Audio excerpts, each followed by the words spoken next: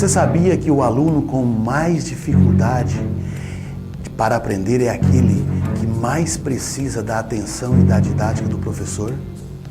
Se nós, enquanto professores, ignorarmos isso, nos enquadramos como um perfeito mau professor.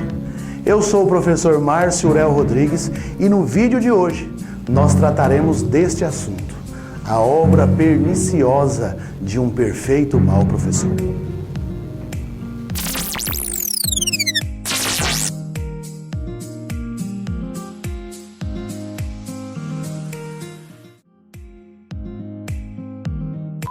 Olá pessoal, tudo bem? Aqui é o professor Márcio Urel falando. Estamos aqui no Laboratório de Mídias Digitais da Universidade do Estado do Mato Grosso, do campus de Barra do Bugres, para darmos prosseguimento à nossa série de vídeos do livro A Arte de Ser um Perfeito Mau Professor, do célebre professor Júlio César de Mello, mais conhecido como Malba Tahan. Neste vídeo 2, nós estaremos apresentando para vocês qual que foi a origem, o que motivou Malba Tahan a estar escrevendo esta obra, e também falaremos sobre a obra perniciosa de um perfeito mau professor. Quais são os danos que causa para a aprendizagem dos alunos, para as escolas e para a sociedade de um perfeito mau professor. Fique comigo, nos próximos 8 minutos nós estaremos falando sobre esses dois aspectos da origem da obra e também da obra perniciosa de um perfeito mau professor. Hoje nós vamos apresentar nesse primeiro momento o que motivou o Malba Tahan a estar escrevendo esta obra e deixando como um grande legado. Um primeiro aspecto importante a ser dito é que Malba Tahan estava indignado com a maneira como muitos professores ensinavam. No caso dele, ensinavam a matemática. Ele estava indignado porque o ensino não era eficiente.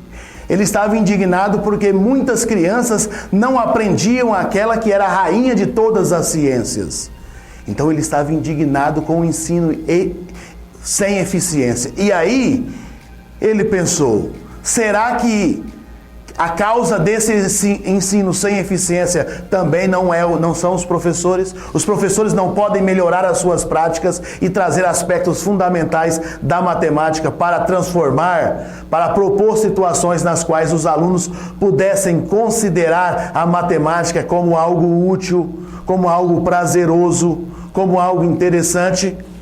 Então ele colocava estas situações, e aí nesta obra, ele que foi muito criticado desde o título, ele apresenta algumas advertências.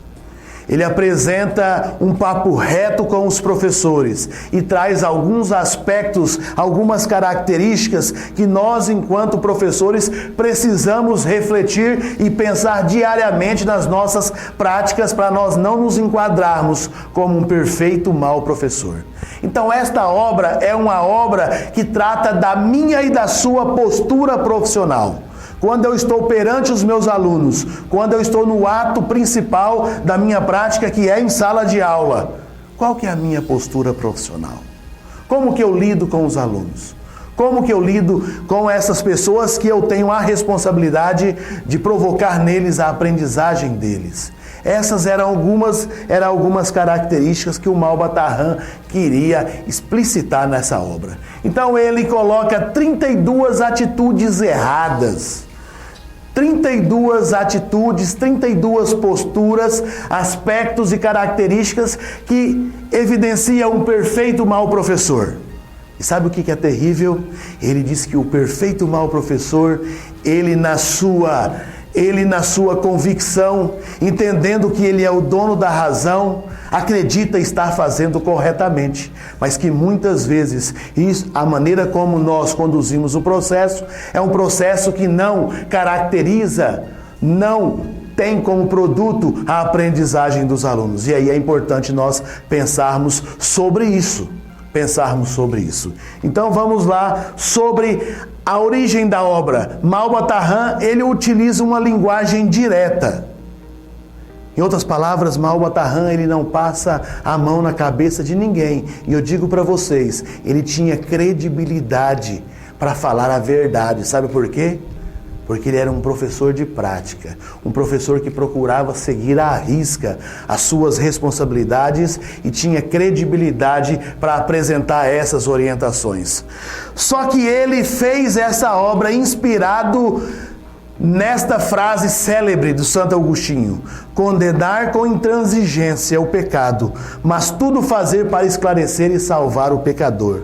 Esta é a nossa intencionalidade na gravação dessa série de vídeos. Sabe por quê? Nós, assim como Mauba Tarran, queremos colocar o dedo na ferida.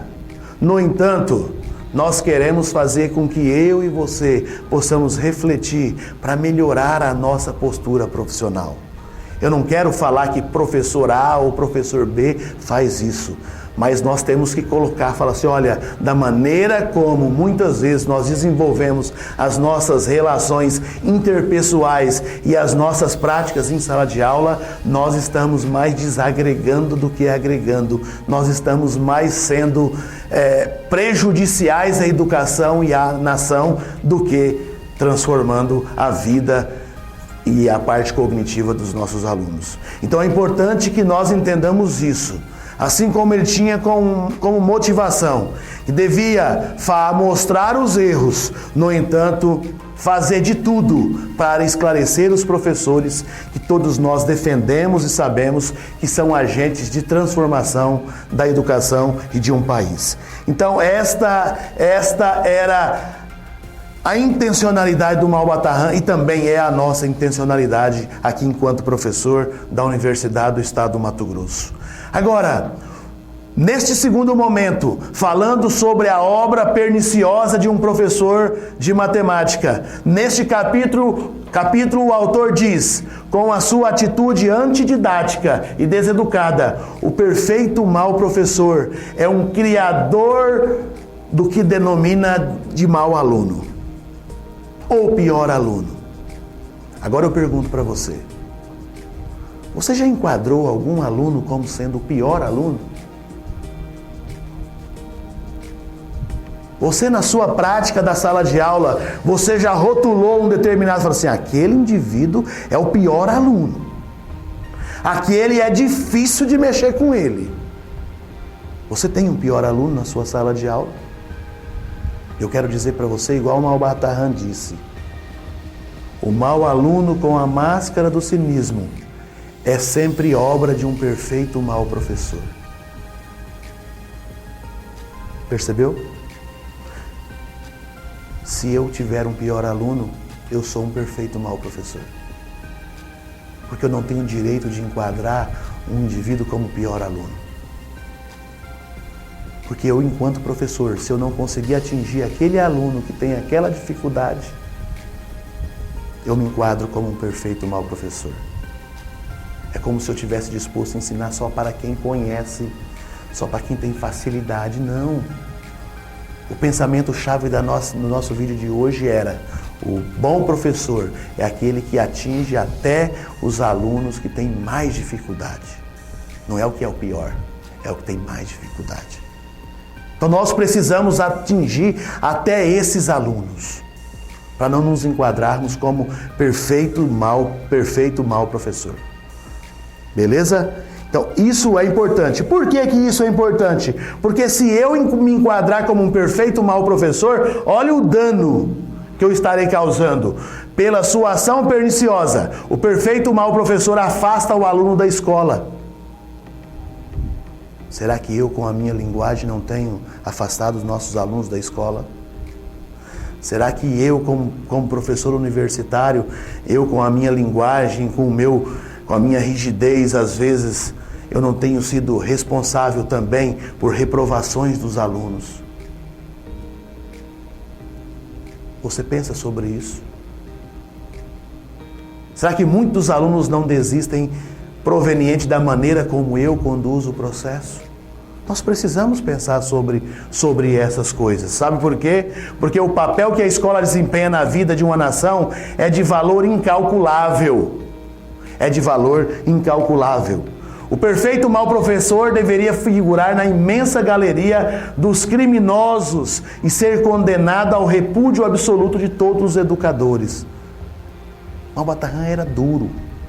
Ele era direto nas suas frases, nas suas palavras. Sabe por quê? Porque ele queria que as crianças tivessem oportunidade de aprender. E eu e você, nobre colega professor, temos a responsabilidade de mediar esse processo para que as crianças possam ser protagonistas das suas próprias aprendizagens.